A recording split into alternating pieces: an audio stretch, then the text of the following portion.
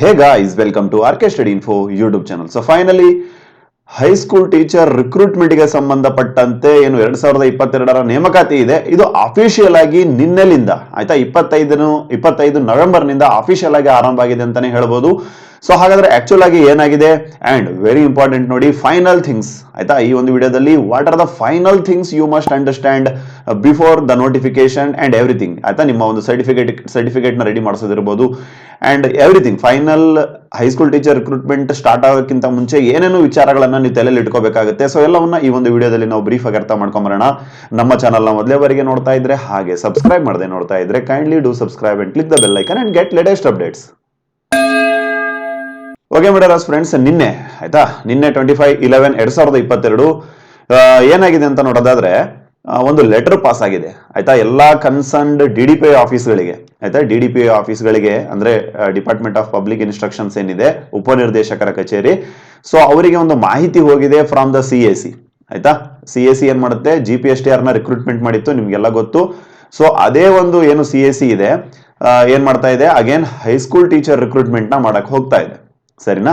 So ಹಾಗಾಗಿ this CAC has sent a letter to the all DDPI officers.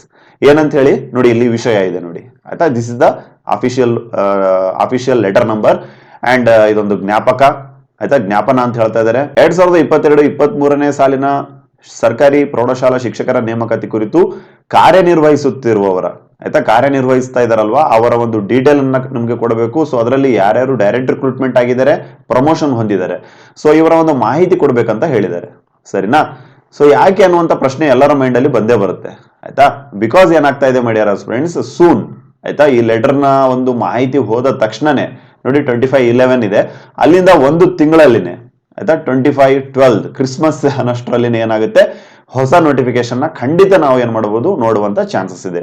So let's go into the section. ಈ ಒಂದು letter ನಲ್ಲಿ ಏನಿದೆ ಅಂತ ನೋಡೋಣ. ನೋಡಿ, ಮೇಲ್ಕಂಡ ವಿಷಯಕ್ಕೆ ಸಂಬಂಧಿಸಿದಂತೆ 2022-23ನೇ ಅಕಾಡೆಮಿಕ್ ಇಯರ್ಗೆ ನಾವೇನ್ ಮಾಡ್ತಾ ಇದೀವಿ, ಸರ್ಕಾರಿ ಪ್ರೌಢಶಾಲಾ ಶಿಕ್ಷಕರ ನೇಮಕಾತಿಯನ್ನ ಮಾಡ್ತಾ ಇದೀವಿ. ನೋಡಿ, ವೆರಿ ಇಂಪಾರ್ಟೆಂಟ್ ಆಯ್ತಾ.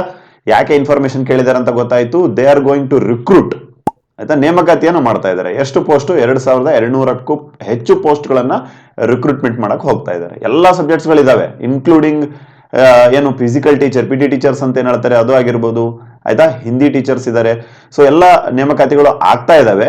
ಸೊ ಹಾಗಾಗಿ ಪ್ರತಿಯೊಂದು ಕ್ಯಾಡರ್ ನಲ್ಲಿ, ಪ್ರತಿಯೊಂದು ಸಬ್ಜೆಕ್ಟ್ಸ್ ನಲ್ಲಿ ಡೈರೆಕ್ಟ್ ರಿಕ್ರೂಟ್ಮೆಂಟ್ ಗಳು ಎಷ್ಟಿದಾವೆ, ಹಾಗೇನೆ ಬಡ್ತಿ ಎಷ್ಟು ಹೊಂದಿದ್ದಾರೆ ಆಯ್ತಾ. ಬಡ್ತಿ ಅಂತಂದ್ರೆ ಪ್ರಮೋಷನ್ ಎಷ್ಟಿದಾವೆ.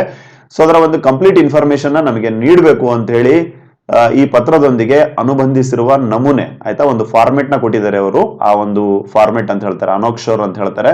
ಆ ಒಂದು ಫಾರ್ಮೆಟ್ ನಲ್ಲಿ ನಮಗೆ ತುಂಬಿಟ್ಟು ಸರ್ಕಾರಿ ಪ್ರೌಢಶಾಲೆಗಳಲ್ಲಿ ಕಾರ್ಯನಿರ್ವಹಿಸುತ್ತಿರುವಂತಹ ಡೈರೆಕ್ಟ್ ರಿಕ್ರೂಟ್ಮೆಂಟ್ ನ ಏನು ಅಭ್ಯರ್ಥಿಗಳು ಇರ್ಬೋದು, ಅಂದ್ರೆ ಎಂಪ್ಲಾಯೀಸ್ ಇರ್ಬೋದು, ಹಾಗೇನೆ ಬಡ್ತಿ ಅಂದ್ರೆ ಪ್ರಮೋಷನ್ ಹೊಂದಿದಂತಹ ಶಿಕ್ಷಕರ ಒಂದು ಮಾಹಿತಿಯನ್ನ ಸಿದ್ಧಪಡಿಸಿ ನೀವೇನ್ ಮಾಡಬೇಕು ನೋಡಿ, ವೆರಿ ಇಂಪಾರ್ಟೆಂಟ್ ಡೇಟ್, ಕೇವಲ 4 days ಅಲ್ಲಿ ಆಯ್ತಾ. 25th ಗೆ ಲೆಟರ್ ಬಂದಿದೆ, 25, 26, 27, 28, 29 ಆಯ್ತಾ. 4 to 5 days ಒಳಗಡೆನೆ ಏನ್ ಮಾಡ್ತಾ ಇದ್ದಾರೆ, ಇದನ್ನ ನೀವೇನ್ ಮಾಡಬೇಕು, ಸಾಫ್ಟ್ ಕಾಪಿಯನ್ನ ಮತ್ತು ಹಾರ್ಡ್ ಪ್ರತಿಯನ್ನ ಇಮೇಲ್ ವಿಳಾಸ ಏನಿದೆ ಅಲ್ವಾ, ಈ ಒಂದು ಇಮೇಲ್ ಐಡಿಗೆ ಕಳಿಸ್ಬೇಕು. ಯಾವಾಗ? 29/11/2022 ಆಯ್ತಾ. ನವೆಂಬರ್ ಮಂತ್ ಎಂಡ್ ನ ಒಳಗಡೆನೆ ಇದನ್ನ ನೀವು ಖಂಡಿತ ಕಳಿಸ್ಬೇಕು ನಮ್ಮ ಅಫಿಷಿಯಲ್ ಇಮೇಲ್ ಐಡಿಗೆ ಅಂತ ಹೇಳಿ ಕಳಿಸಿದ್ದಾರೆ ಆಯ್ತಾ. ಏನಂತ ಕಳಿಸ್ಬೇಕಾಗಿದೆ ಅವರು, ಈಗ ಸದ್ಯಕ್ಕೆ ಎಷ್ಟೆಷ್ಟು ಜನ ನಿಮ್ಮ ಹತ್ರ ಕೆಲಸ ಮಾಡ್ತಾ ಇದ್ದಾರೆ, ಎಷ್ಟು ವೇಕೆನ್ಸೀಸ್ಗಳು ಖಾಲಿ ಇದಾವೆ, ಎಷ್ಟು ಜನರಿಗೆ ಪ್ರಮೋಷನ್ ಸಿಕ್ಕಿದೆ ಅಂಡ್ ಎವ್ರಿಥಿಂಗ್, ಸರಿನಾ. ಸೊ ಹಾಗಾಗಿ ಮೈ ಡಿಯರ್ ಫ್ರೆಂಡ್ಸ್, 29/11/2022 ಒಳಗಡೆನೆ ಆಯ್ತಾ, ನವೆಂಬರ್ 29 ಒಳಗಡೆನೆ ಕಳಿಸ್ಬೇಕಂತ ಹೇಳಿದ್ದಾರೆ. ಸೊ ಅಲ್ಲಿಂದ ಆಯ್ತಾ, ಅಲ್ಲಿಂದ ನಮಗೆ ಆಲ್ಮೋಸ್ಟ್ ಒಂದು ತಿಂಗಳ ಅಂತಂದ್ರೆ ಡಿಸೆಂಬರ್ ಲಾಸ್ಟ್ ವೀಕ್ ಅಲ್ಲಿ ಆಯ್ತಾ, ಡಿಸೆಂಬರ್ ಲಾಸ್ಟ್ ವೀಕ್ ಅಲ್ಲಿ ಏನಾಗುತ್ತೆ, ಹೈಸ್ಕೂಲ್ ಟೀಚರ್ ರಿಕ್ರೂಟ್ಮೆಂಟ್ ನ ಮಾಡುವಂತಹ ಎಲ್ಲಾ ಚಾನ್ಸಸ್ ಗಳು ನಮಗೆ ನೋಡಕ್ ಸಿಗ್ತಾ ಇದೆ ಮೈ ಡಿಯರ್ ಆಸ್ಪಿರೆಂಟ್ಸ್, ಸರಿನಾ. ಸೊ ಅದೇನೇ ಇರಲಿ, ಹಾಗೂ ನೋಡಿ ಈ ಲೆಟರ್ ಅಲ್ಲಿ ಕಂಟಿನ್ಯೂ ಮಾಡೋಣ. ಹಾಗೂ ಈ ಕುರಿತು ಏನ್ ಮಾಡ್ತಾ ಇದ್ದಾರೆ, ಪರಿಶೀಲಿಸಲು ಆಯ್ತಾ, ಅದನ್ನ ರಿವೈಸ್ ನೀವೇನೇನ್ ಕಳಿಸಿರ್ತಿರಲ್ವಾ ಅದನ್ನೆಲ್ಲ ರಿವೈಸ್ ಮಾಡೋದಕ್ಕೆ 30/11/2022 10 ಒಂದು ಝೂಮ್ ಮೀಟಿಂಗ್ ನ ನಾವು ಏರ್ಪಡಿಸಿದ್ದೇವೆ. ಆ ಝೂಮ್ ಸಭೆಯ ಲಾಗಿನ್ ಐಡಿ ಆಗಿರ್ಬೋದು, ಪಾಸ್ವರ್ಡ್ ಅನ್ನ ವಾಟ್ಸ್ಆಪ್ ಅಥವಾ ಇಮೇಲ್ ಸಂದೇಶದ ಮೂಲಕ ನಿಮಗೆ ತಿಳಿಸ್ತೇವೆ. ಕನ್ಸರ್ನ್ಡ್ DDPI ಆಫೀಸ್ಗಳಿಗೆ ನಾವು ತಿಳಿಸ್ತಾ ಇದ್ದೇವೆ. And it is passed from the ಪ್ರೌಢ ಶಿಕ್ಷಣ ಇಲಾಖೆ ಆಯ್ತಾ, ಮಲ್ಲೇಶ್ವರಂ ಅಲ್ಲಿ ಏನಿದೆ ಬ್ಯಾಂಗ್ಳೂರ್. ಸೊ ಆ ಒಂದು ಡೈರೆಕ್ಟರ್ ಏನಿದ್ದಾರೆ ಅವರು ಅದನ್ನ ಪಾಸ್ ಮಾಡಿದ್ದಾರೆ. ಅಂಡ್ ಅದರ ಒಂದು ಪ್ರತಿಯನ್ನ ನೋಡ್ತಾ ಇರಬಹುದು. ಆಯ್ತಾ, ಎಲ್ಲಾ ಉಪನಿರ್ದೇಶಕರ ಕಚೇರಿಗಳು, ಎಲ್ಲಾ DDP ಆಫೀಸ್ಗಳಿಗೆ ಏನ್ ಮಾಡಿದ್ದಾರೆ ಮೈ ಡಿಯರ್ ಫ್ರೆಂಡ್ಸ್, ಕಳಿಸ್ಕೊಟ್ಟಿದ್ದಾರೆ. ಸರಿನಾ? ಸೊ ಈಗ ವಿಷಯಕ್ಕೆ ಬರೋದಾದ್ರೆ ನೋಡಿ ಮೈ ಡಿಯರ್ ಫ್ರೆಂಡ್ಸ್, ಇಲ್ಲಿ ಕ್ಲಿಯರ್ ಆಗಿ ಒಂದು ಮಾಹಿತಿ ಅಂತೂ ಗೊತ್ತಾಯ್ತು ನಿಮ್ಗೆ. ಏನಂತ ಹೇಳಿ, ಹೈಸ್ಕೂಲ್ ಟೀಚರ್ ರಿಕ್ರೂಟ್ಮೆಂಟ್ ಏನಿದೆ ಡಿಸೆಂಬರ್ ವೇಳೆಗೆ, ಆಯ್ತಾ, ಡಿಸೆಂಬರ್ ಲಾಸ್ಟ್ ವೀಕ್ ಅಂತ ಅನ್ಕೋಬಹುದು, ಆಯ್ತಾ, 25/12/2022. ಸೊ ಈ ಟೈಮ್ ಅಲ್ಲಿ ಏನಾಗುತ್ತೆ ಮೈ ಡಿಯರ್ ಫ್ರೆಂಡ್ಸ್, ಖಂಡಿತ ನೋಟಿಫಿಕೇಶನ್ ಆಗುವಂತ ಚಾನ್ಸಸ್ಗಳು ಇದಾವೆ. ಬಟ್ ಆಲ್ರೆಡಿ ಅವರಿಗೆ ರಫ್ ಆಗಿ ಗೊತ್ತಿದೆ ಎಷ್ಟು 2200ಕ್ಕೂ ಹೆಚ್ಚು ವೇಕೆನ್ಸೀಸ್ ಇದಾವಂತ ಗೊತ್ತಿದೆ. ಬಟ್ ಇದಕ್ಕೆ ಇನ್ನೂ ಆಡ್ ಮಾಡಬಹುದಾ ಅಂತ ನೋಡ್ತಾರೆ ಇಲ್ಲಿ. ಈ ಲೆಟರ್ ನ ಒಂದು ಮುಖ್ಯ ಉದ್ದೇಶ, ಬಿಕಾಸ್ ಎಲೆಕ್ಷನ್ಸ್ ಎಲ್ಲ ಬರ್ತಾ ಇದೆ ಅಂಡ್ ನೇಮಕಾತಿಗಳು ನಿಂತು ಹೋಗುತ್ತೆ ಸ್ವಲ್ಪ ದಿನಗಳ ಮಟ್ಟಿಗೆ. ಸೊ ಅದಕ್ಕಿಂತ ಮುಂಚೆ ಏನ್ ಮಾಡ್ಬೇಕಾಗಿದೆ, ಶಾಲೆಗಳಿಗೆ ಶಿಕ್ಷಕರನ್ನ ನೇಮಕ ಮಾಡಬೇಕಾಗಿದೆ, ಗವರ್ನಮೆಂಟ್ ಅವರ ಜವಾಬ್ದಾರಿ ಅದು. ಸೊ ಹಾಗಾಗಿ ಇಫ್ ಎನಿ ಲೆಫ್ಟ್, ಆಯ್ತಾ, ಏನಾದ್ರು ವೇಕೆನ್ಸಿಗಳು ಲೆಫ್ಟ್ ಆಗಿದೆನಾ ಅಂತ ನೋಡ್ತಾರೆ ಅವರು. ಸರಿನಾ? ಅದೊಂದು ಕೆಲಸ ಆಗುತ್ತೆ. ಅಂಡ್ ಈಗ ನೋಡಿ ಸರ್, ಏನೇನು ರೆಡಿ ಇರ್ಬೇಕು ಸರ್, ಆಯ್ತಾ, ಏನೇನು ರೆಡಿ ಇರಬೇಕು ಹೈಸ್ಕೂಲ್ ಟೀಚರ್ ಆಗೋದಕ್ಕೆ, ಏನೇನು ರೆಡಿ ಇರ್ಬೇಕಂತ ನೋಡೋದಾದ್ರೆ, ಫಸ್ಟ್ ಆಫ್ ಆಲ್ ನೋಡಿ, ಅವ್ರು ಆಲ್ರೆಡಿ ಹೇಳಿದ್ದಾರೆ ಏನಂತೇಳಿ, ಆಸ್ ಪರ್ ದ ಪ್ರೀವಿಯಸ್, ನಾವು ಲಾಸ್ಟ್ ಟೈಮ್ ಮಾಡಿದ್ವಲ್ವಾ, ಅದೇ ರೀತಿಯಾಗಿರುವಂತಹ ಕ್ಯಾಡರ್ ಮತ್ತೆ ರಿಕ್ರೂಟ್ಮೆಂಟ್ ರೂಲ್ಸ್ ಏನಿದೆ, C&R ರೂಲ್ಸ್, ಅದ್ರ ಪ್ರಕಾರನೇ ನಾವು ಮಾಡೋರಿದೀವಿ. ಸರಿನಾ? 2016ರಲ್ಲಿ ಏನು ರೂಲ್ಸ್ ನ ಮಾಡಿದ್ರು 2016 ಅಲ್ಲಿ, ಅದೇ ರೀತಿ ನಾವು ರಿಕ್ರೂಟ್ಮೆಂಟ್ ನ ಮಾಡೋರಿದೀವಿ. ಸೊ ಹಾಗಾದ್ರೆ ಇದೇನ್ ಹೇಳುತ್ತೆ ಸರ್, ಆಯ್ತಾ, C&R ರೂಲ್ಸ್ ಏನ್ ಹೇಳುತ್ತೆ ನೋಡಿ. ಅವ್ರೇನ್ ಹೇಳ್ತಾ ಇದಾರೆ ಅಂತಂದ್ರೆ, 2016ರ ಒಂದು C&R ರೂಲ್ಸ್ ಅಲ್ಲಿ ಏನಿದೆ ಅಂತ ನೋಡೋದಾದ್ರೆ ನೋಡಿ ಮೈ ಡಿಯರ್ ಫ್ರೆಂಡ್ಸ್, ಯಾವ್ದಾದ್ರು ಒಂದು ಡಿಗ್ರಿ ಆಗಿರ್ಬೇಕು ನಿಮ್ದು. ಸರಿನಾ? ಯಾವ್ದಾದ್ರು ಒಂದು ಡಿಗ್ರಿ ಆಗಿರ್ಬೇಕು, ಪ್ಲಸ್ ಏನಾಗಿರ್ಬೇಕು, B.Ed ಅನ್ನ ಕಂಪ್ಲೀಟ್ ಮಾಡಿರ್ಬೇಕು. ಆಯ್ತಾ? ಸೊ ಇವೆರಡು ಇತ್ತಂದ್ರೆ ನೀವೇನ್ ಮಾಡ್ಬೋದು, ಆರಾಮಾಗಿ ಹೈಸ್ಕೂಲ್ ಟೀಚರ್ ರಿಕ್ರೂಟ್ಮೆಂಟ್ಗೆ ಅರ್ಜಿಯನ್ನ ಹಾಕ್ಬೋದು. ತುಂಬಾ ಜನ ಹೇಳ್ತಾ ಇದ್ರು ಟೆಟ್ ಬೇಕು, ಆಯ್ತಾ, ಅಥವಾ PG ಬೇಕು ಅಂತ ಹೇಳಿ. ಎಸ್ ಬೇಕು, ಬಟ್ ನ್ಯೂ ಎಜುಕೇಶನ್ ಪಾಲಿಸಿ ಪ್ರಕಾರ ನೋಡೋದಾದ್ರೆ ಬೇಕು. ಸರಿನಾ? ಬಟ್ ಈಗ ಸರ್ಕಾರ ಏನ್ ಮಾಡ್ತಾ ಇದೆ, ಇದ್ರ ಪ್ರಕಾರ ಹೋಗ್ತಾ ಇಲ್ಲ. ಆಯ್ತಾ, 2016ರಲ್ಲಿ ಏನು ರೂಲ್ಸ್ ಮಾಡಿತ್ತಲ್ಲ ಅದ್ರ ಪ್ರಕಾರ ಹೋಗ್ತಾ ಇದಾರೆ. ಸರಿನಾ? ಸರ್ ಇದು ಇದ್ರ ಪ್ರಕಾರನೇ ಮಾಡ್ತಾರ? ಹೌದು, 1000% ಅಂತಾನೆ ಹೇಳ್ಬೋದು. ಇದ್ರ ಪ್ರಕಾರನೇ ಮಾಡ್ತೇವೆ ಅಂತ ಹೇಳಿ ಸ್ಟೇಟ್ಮೆಂಟ್ ನ ಕೊಟ್ಬಿಟ್ಟಿದ್ದಾರೆ ಆಲ್ರೆಡಿ. ಸರಿನಾ? ಸೊ ಹಾಗಾಗಿ ಅಂಡ್ ಇದ್ರ ಬಗ್ಗೆನೂ ಇದ್ರ ಬಗ್ಗೆ ಆಲ್ರೆಡಿ ಒಂದು ಸಾಫ್ಟ್ವೇರ್ನು ರೆಡಿ ಆಗ್ಬಿಟ್ಟಿದೆ, ಆನ್ಲೈನ್ ಅಪ್ಲಿಕೇಶನ್ ರಿಸೀವ್ ಮಾಡ್ಕೊಳ್ಳಕ್ಕೆ. ಜಸ್ಟ್ ಅದನ್ನ ಸ್ಟಾರ್ಟ್ ಮಾಡ್ಬೇಕಷ್ಟೇ. ಬಟ್ ಎನಿ ಹೌ, ಡಿಗ್ರಿ ಯಾರ್ಯಾರ್ದಾಗಿದೆ ಪ್ಲಸ್ B.Ed ಯಾರ್ಯಾರ್ದಾಗಿದೆ ಅಲ್ವಾ, ಅವರೆಲ್ಲ ಏನ್ ಮಾಡ್ಬೋದು ಮೈ ಡಿಯರ್ ಫ್ರೆಂಡ್ಸ್, ಅರ್ಜಿಯನ್ನ ಹಾಕ್ಬೋದಾಗಿದೆ. ಸರಿನಾ? ಅಂಡ್ ಟೆಟ್ ಬೇಕಾ? ಆಯ್ತಾ, ಟೆಟ್ ಯಾವುದೇ ಕಾರಣಕ್ಕೂ ಬೇಕಾಗಿಲ್ಲ ಸದ್ಯಕ್ಕೆ. ಆಯ್ತಾ, ಬಟ್ ಈ ನೇಮಕಾತಿನ ನೀವು ಮಿಸ್ ಮಾಡ್ಕೊಂಡ್ರೆ ಡೆಫಿನೆಟ್ಲಿ ನಿಮಗೆ PG ಬೇಕು, ಟೆಟ್ ಬೇಕು, ಪ್ರತಿಯೊಂದು ಬೇಕು.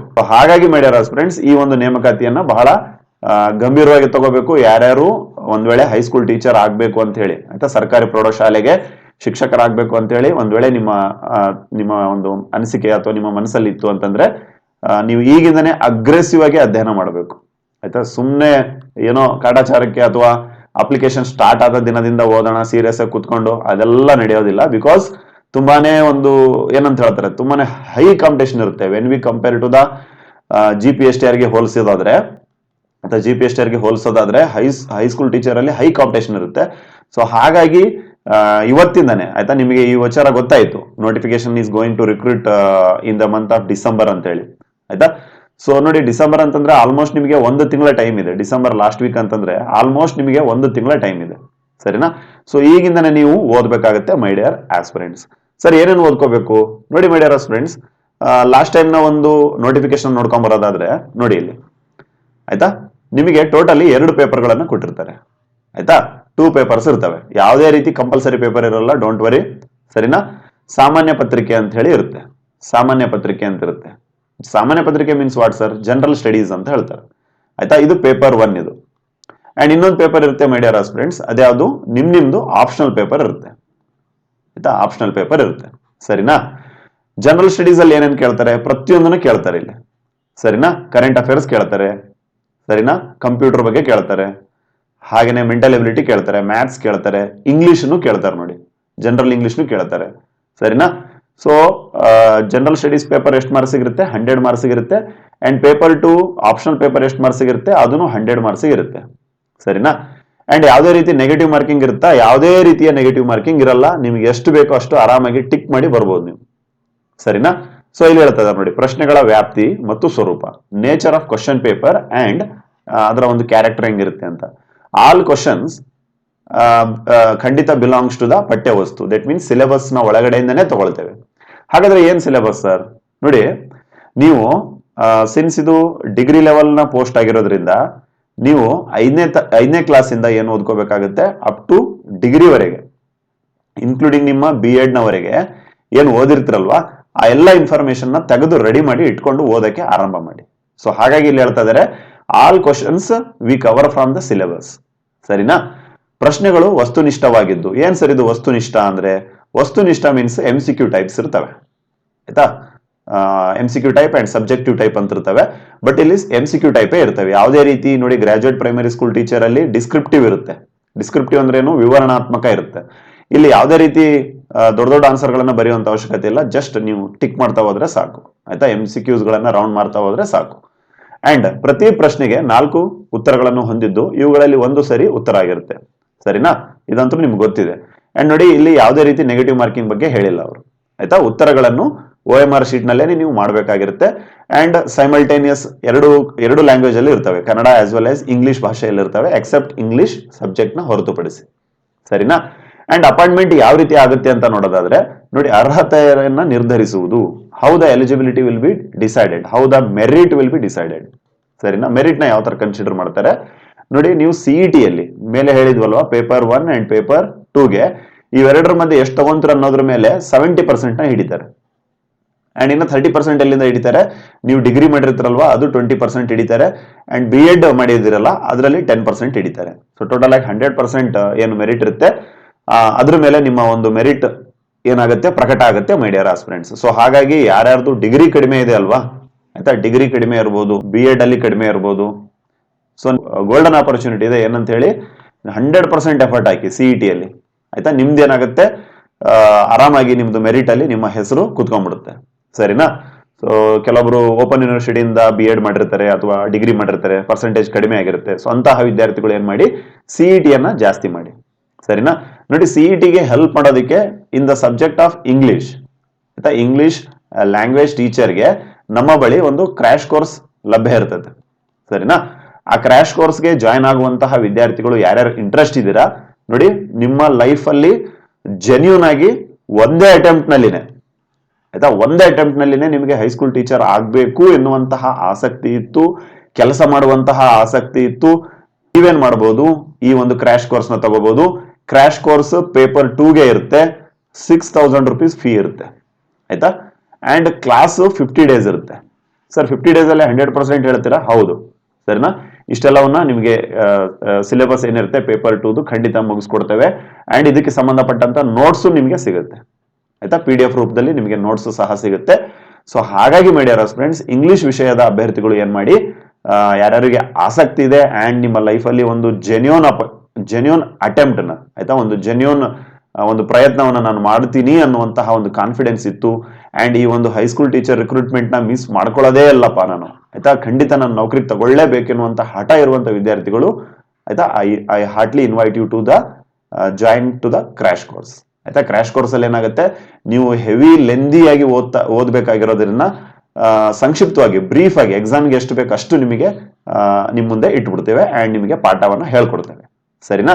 ಸೊ ಇದರಿಂದ ಏನಾಗುತ್ತೆ, ನಿಮ್ಮ ಒಂದು ಏನಂತ ಹೇಳ್ತಾರೆ, ಒಂದು ಎಕ್ಸಾಮ್ ಪ್ರಿಪರೇಷನ್ ನಲ್ಲಿ ಬೂಸ್ಟ್ ಆಗೋದ್ರ ಜೊತೆಗೇನೆ ನಿಮಗೆ ಒಂದು ಕಾನ್ಫಿಡೆನ್ಸ್ ಗೇನ್ ಆಗುತ್ತೆ. And you know whatever you can happens, ಆಯ್ತಾ?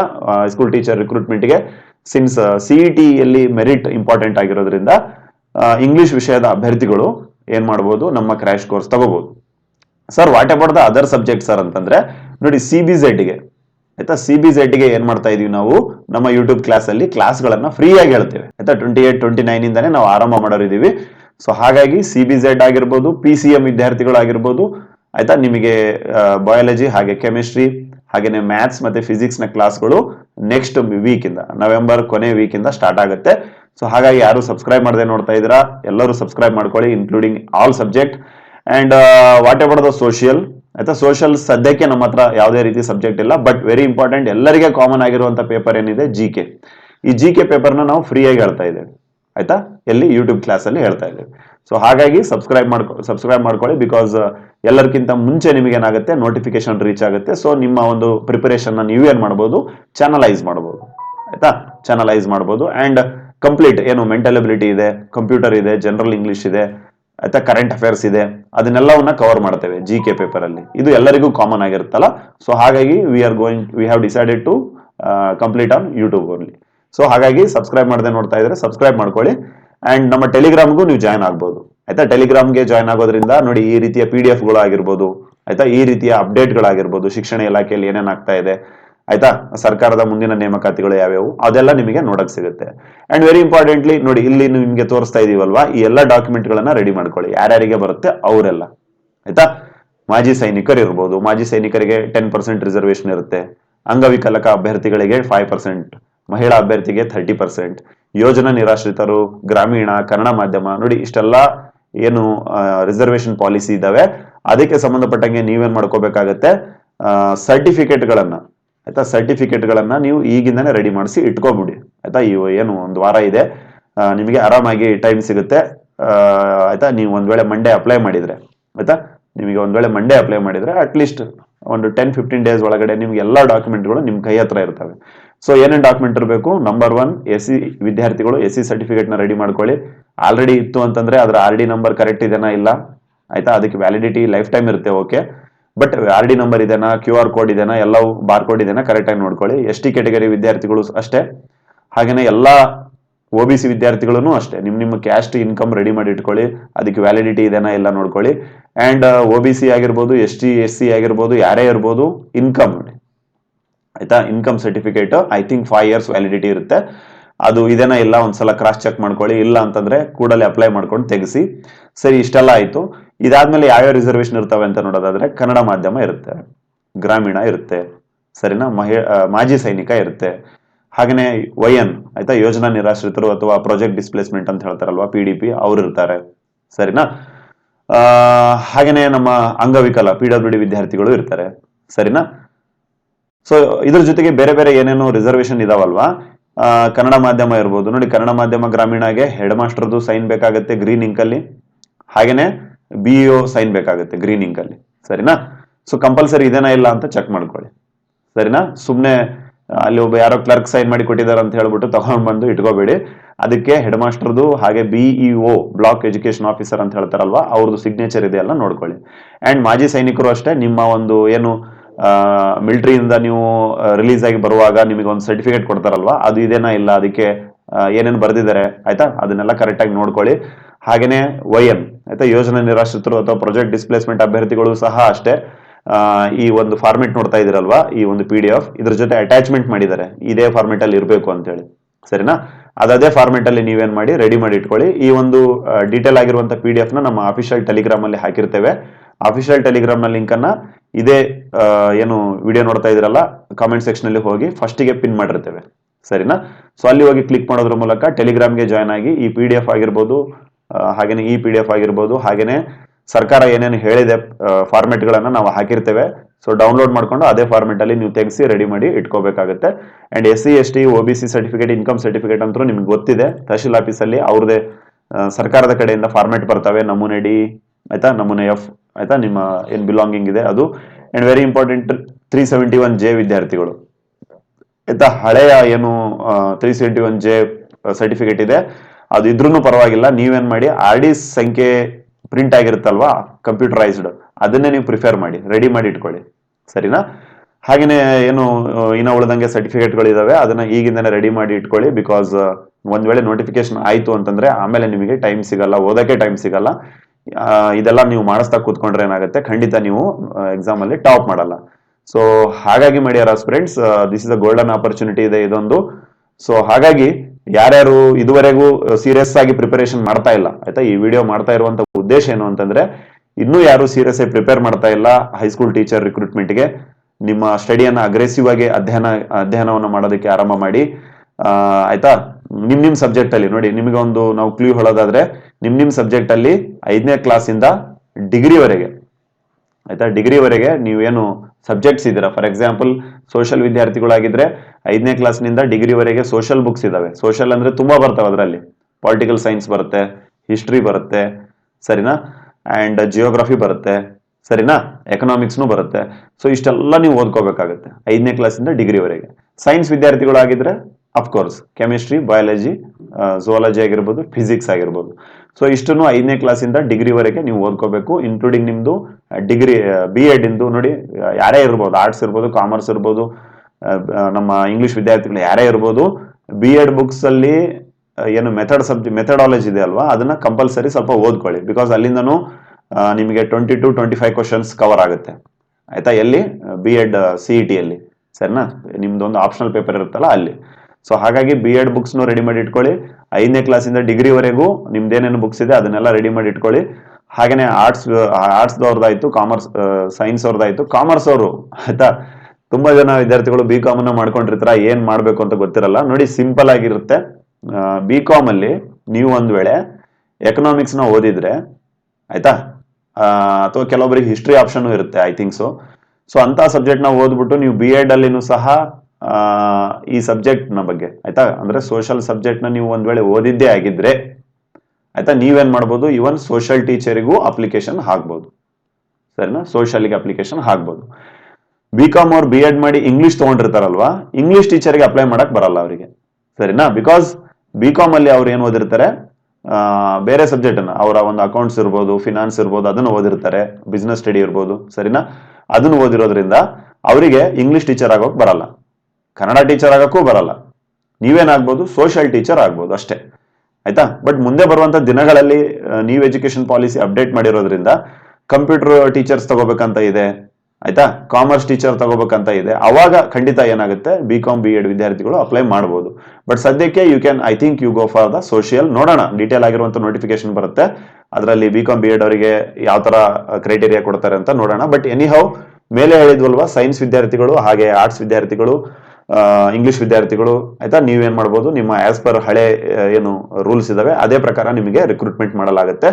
ಸೊ ಹಾಗಾಗಿ ಮೈ ಡಿಯರ್ ಫ್ರೆಂಡ್ಸ್, ಇದುವರೆಗೂ ಏನು ಸೀರಿಯಸ್ ಆಗಿ ತಗೊಂಡಿದ್ದಿಲ್ಲ, ನೀವೆಲ್ಲ ಸೀರಿಯಸ್ ಆಗಿ ತಗೊಳ್ಳಿ. ಬಿಕಾಸ್ ಹೈಸ್ಕೂಲ್ ಟೀಚರ್ ರಿಕ್ರೂಟ್ಮೆಂಟ್ ಅತ್ಯಂತ ಒಳ್ಳೆಯ ಪೋಸ್ಟ್ ಇದು, ಆಯ್ತಾನ.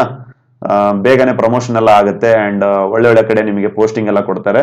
ಸೊ ಹಾಗಾಗಿ ಈ ಒಂದು ಆಪರ್ಚುನಿಟಿಯನ್ನ ಸಫಿಶಿಯಂಟ್ ಆಗಿ ಯೂಸ್ ಮಾಡ್ಕೊಳ್ಳಿ. 2200ಕ್ಕೂ ಹೆಚ್ಚು ವೇಕೆನ್ಸೀಸ್ ಇದಾವೆ. ಅಂಡ್ ಡಿಗ್ರಿ B.Ed ಅಂದ್ರೆ B.Ed ಕೊನೆ ವರ್ಷದಲ್ಲಿ ಓದ್ತಾ ಇರೋರು ಅಪ್ಲಿಕೇಶನ್ ಹಾಕ್ಬೋದಾ ನೋಡಿ, ಇನ್ನು ನೋಟಿಫಿಕೇಶನ್ ಆಗಿಲ್ಲ, ಸಫಿಶಿಯಂಟ್ ಟೈಮ್ ಇದೆ ಆಯ್ತಾ. ಡಿಸೆಂಬರ್ ಕೊನೆ ವಾರ ಅಂತಂದ್ರೆ ಜಾನ್ವರಿ ಜಾನ್ವರಿ ಲಾಸ್ಟ್ ವೀಕ್ ಒಳಗೂ ಅಂದ್ರೆ 30 days ಟೈಮ್ ಅನ್ನ ಕೊಟ್ಟಿರೋದ್ರಿಂದ ಅಷ್ಟೊಳಗಡೆ ನಿಮ್ದು ಎಕ್ಸಾಮ್ ಆಗಿ ರಿಸಲ್ಟ್ ಎಲ್ಲ ಬಂತು ಅಂದ್ರೆ ನೀವು ಅರ್ಜಿಯನ್ನ ಹಾಕ್ಬೋದು. ಬಟ್ ಎನಿಹೌ B.Edದು ಮಾರ್ಕ್ಸ್ ಬೇಕೇ ಬೇಕಾಗುತ್ತೆ. ಸರ್ ಕಾನ್ವೊಕೇಶನ್ ಬೇಕಾ ಅಂತ ನೋಡೋದಾದ್ರೆ ಖಂಡಿತ ಆಯ್ತಾ, ಕಾನ್ವೊಕೇಶನ್ಗೆ ಯಾರ್ಯಾರು ಅಪ್ಲೈ ಮಾಡಿಲ್ಲ ಖಂಡಿತ ಅಪ್ಲೈ ಮಾಡ್ಕೊಳ್ಳಿ. ಅದನ್ನ ತೆಗೆಸಿ ರೆಡಿ ಮಾಡಿ ಇಟ್ಕೋಬೇಕಾಗತ್ತೆ. ಸರಿನಾ, ಲಾಸ್ಟ್ ಮೂಮೆಂಟ್ ಅಲ್ಲಿ ಕಾನ್ವೊಕೇಶನ್ ಇಲ್ಲ ನಮ್ದು ಅಥವಾ ಪಾಸಿಂಗ್ ಸರ್ಟಿಫಿಕೇಟ್ ಇಲ್ಲ ಅಂತಂದ್ರೆ ಏನಾಗುತ್ತೆ, ಪ್ರಾಬ್ಲಮ್ ಆಗುತ್ತೆ. ಸರಿನಾ, ಕಂಪಲ್ಸರಿ ಮಾಡ್ತಾ ಇದ್ದಾರೆ ಕಾನ್ವೊಕೇಶನ್ ಮತ್ತೆ ಪಾಸಿಂಗ್ ಸರ್ಟಿಫಿಕೇಟ್. ಇವೆರಡರಲ್ಲಿ ಯಾವ್ದಾನ ಒಂದನ್ನು ಟ್ರೈ ಮಾಡಿ. ಸರಿನಾ, ಎರಡು ಸಿಕ್ಕರೆ ಇನ್ನೂ ಒಳ್ಳೆಯದೆ. ಅದ್ರ ಜೊತೆಗೆ ಎಲ್ಲಾ ರಿಸರ್ವೇಶನ್ ಸರ್ಟಿಫಿಕೇಟ್ ನ ರೆಡಿ ಮಾಡ್ಕೊಳ್ಳಿ. ಅಂಡ್ ಎಕ್ಸಾಮ್ ನೋಟಿಫಿಕೇಶನ್ ಆದ ತಕ್ಷಣ ನಿಮ್ದೇನ್ ಕೆಲಸ ಇರಬೇಕು ಅಂದ್ರೆ ಅಪ್ಲಿಕೇಶನ್ ಅಪ್ಲೈ ಮಾಡಬೇಕು ಅಂಡ್ ಜಸ್ಟ್ ರಿವಿಷನ್ ಮಾಡ್ಬೇಕು ಆ ಟೈಮಲ್ಲಿ ನೀವು ಆಯ್ತಾ. ಅವಾಗ ಪಾಠ 1 ಅಥವಾ ಚಾಪ್ಟರ್ 1 ಅಂತ ಸ್ಟಾರ್ಟ್ ಮಾಡೋದಲ್ಲ. ಸರಿನಾ, ಸೊ ಹಾಗಾಗಿ ಮೈ ಡಿಯರ್ ಫ್ರೆಂಡ್ಸ್, ಇನ್ನೂ ಸಫಿಷಿಯಂಟ್ ಟೈಮ್ ಇರ್ತೈತೆ. ನೀವು ಆರಾಮಾಗಿ ಕುತ್ಕೊಂಡು ಓದೋದಕ್ಕೆ ಆರಂಭ ಮಾಡಿ. ಅಂಡ್ ಆಯ್ತಾ, ಏನೇನು ಸರ್ಟಿಫಿಕೇಟ್ ಇಲ್ಲ ರಿಸರ್ವೇಶನ್ ಆಗಿರ್ಬೋದು ಪ್ರತಿಯೊಂದನ್ನ ರೆಡಿ ಮಾಡಿಸಿ ಇಟ್ಕೊಳ್ಳಿ. ಅಂಡ್ ಪ್ರತಿಯೊಂದರ ಅಪ್ಡೇಟ್ ಅನ್ನ ಪಡೆಯೋದಕ್ಕೆ ನಮ್ಮ ಟೆಲಿಗ್ರಾಮ್ ಚಾನಲ್ಗೆ ಆಯ್ತಾ, ಟೆಲಿಗ್ರಾಮ್ಗೆ ಜಾಯ್ನ್ ಆಗಿ. ಬಿಕಾಸ್ ಅಲ್ಲಿ ಎಲ್ಲಾ ಯೂಸ್ಫುಲ್ ಇನ್ಫಾರ್ಮೇಶನ್ ಹಾಕ್ತಾ ಇರ್ತೇವೆ. ಸೊ ನಿಮಗೆ ಒಂದು ರಿಮೈಂಡ್ ಆಗುತ್ತೆ ಯಾವಾಗ ನೋಟಿಫಿಕೇಶನ್ ಆಗುತ್ತೆ, ಸರ್ಕಾರದ C&R ಏನೇನು ಬರ್ತಾ ಇದೆ, ಪ್ರತಿಯೊಂದು you can get there. And English ವಿದ್ಯಾರ್ಥಿಗಳು ನೋಡಿ ಆಯ್ತಾ, again I want to say, life ಅಲ್ಲಿ ಒಂದು ಜೆನ್ಯೂನ್ ಅಟೆಂಪ್ಟ್ ಕೊಡಬೇಕು ಅನ್ನೋದಿತ್ತು ಅಂತಂದ್ರೆ I invite you to join our crash course ಆಯ್ತಾ. ಪೇಪರ್ 2 ಇಡೀ ಸಿಲೆಬಸ್ ನ ನಿಮಗೆ ಕಡಿಮೆ ಟೈಮ್ ಅಲ್ಲಿನೇ ನೀಟಾಗಿ ಕವರ್ ಮಾಡಿ ಕೊಡ್ತೇವೆ. ಅಂಡ್ ಇದಕ್ಕೆ ಫೀಸ್ ಎಷ್ಟಿರುತ್ತೆ, 6000 rupees ಫೀಸ್ ಇರುತ್ತೆ.